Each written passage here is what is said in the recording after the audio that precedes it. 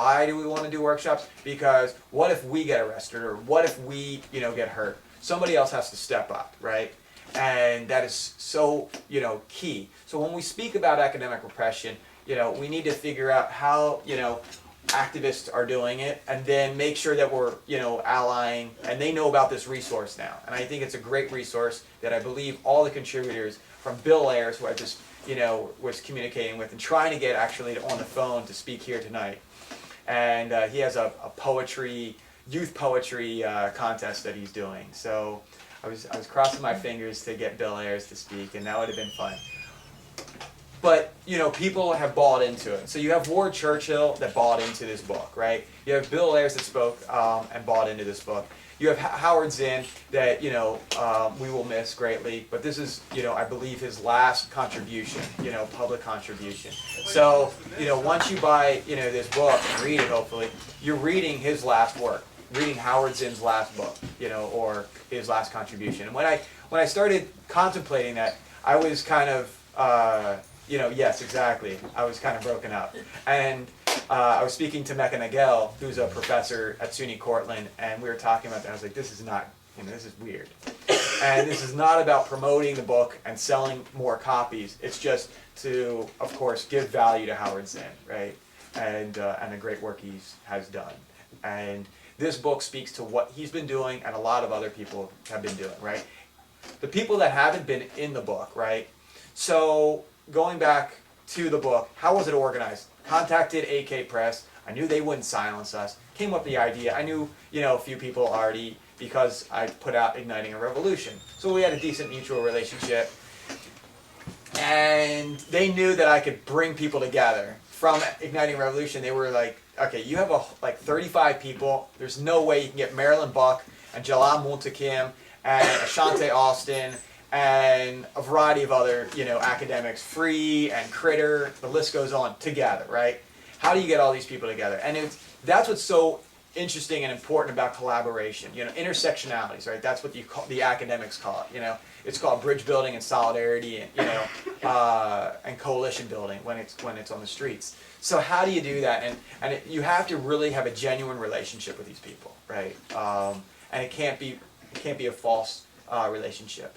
And it takes a lot of, them trusting you, you trusting them. And it's just my work with prisons and my work with animal liberationists, my work with environmentalists that really, showed my genuine interest in other movements. And I think, when one is oppressed, all are oppressed. And I really believe that. And that's where, that's where my struggle is entrenched. That's where my philosophy is entrenched. So the book started out being 12 people. I thought 12 people could speak, numbers about what is going on in academic repression, right? I thought I was going to get Ward Churchill and Victoria Fontaine and somebody focusing on disability, and then somebody focusing on, color, somebody focusing on international issues, and, close up the book, boom. Well, when, I started speaking with other people about their struggles, they said, hey, I got an experience too. I was oppressed. I got kicked out. Amory Starr. Anybody know Amory Starr? Anybody ever heard of her? I'm sure you all heard of the anti-globalization movement, right? Well, she somewhat coined that term, right? But she didn't get tenure.